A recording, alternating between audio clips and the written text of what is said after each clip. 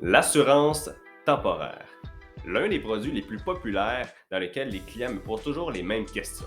La plupart veulent savoir comment fonctionne une assurance temporaire. Donc aujourd'hui, je vais vous décrire en 4 étapes la description d'un produit d'assurance temporaire. Premièrement, vous devez savoir si dans un produit d'assurance temporaire, si vous êtes individuel, si vous êtes seul dans la demande ou si vous avez un conjoint ou une conjointe que vous voulez vous assurer avec cette personne. Donc évidemment, dans la première catégorie, vous êtes seul et dans la deuxième, c'est qu'il existe deux produits. Soit vous pouvez être assuré conjointe au premier décès ou conjointe au dernier décès.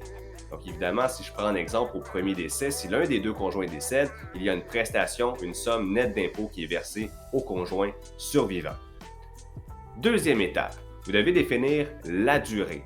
La durée, évidemment, en fonction de l'âge que vous avez aujourd'hui, vous devez savoir si vous voulez vous assurer pour un minimum de 10 ans dans le temps ou jusqu'à un maximum, donc jusqu'à concurrence de 40 ans dans le temps. On peut choisir n'importe quel chiffre entre 10 et 40 et ça détermine la durée de votre contrat et dans lequel le coût sera fixe et garanti pour cette durée. Troisièmement, vous devez définir le montant d'assurance. Donc évidemment, à cette étape, vous choisissez le montant que vous voulez verser en cas de votre décès et évidemment, vous avez deux options à cet effet. Soit vous pouvez demander à ce que la prestation d'assurance, prenons un exemple 100 000. Vous voulez que le 100 000 soit toujours 100 000 durant la totalité de votre contrat. Donc si vous avez choisi un contrat pour 20 ans de 100 000, vous avez la certitude que votre contrat comportera toujours les mêmes modalités de l'année 1 à l'année 20.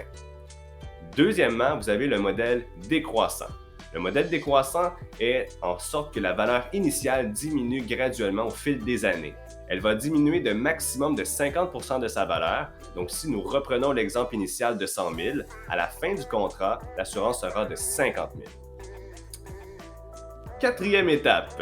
Donc, nous sommes rendus en fait aux bénéficiaires. Une fois que vous avez déjà en tête les 3 premières étapes, il vous reste simplement à choisir la personne qui recevra les fonds en cas de décès.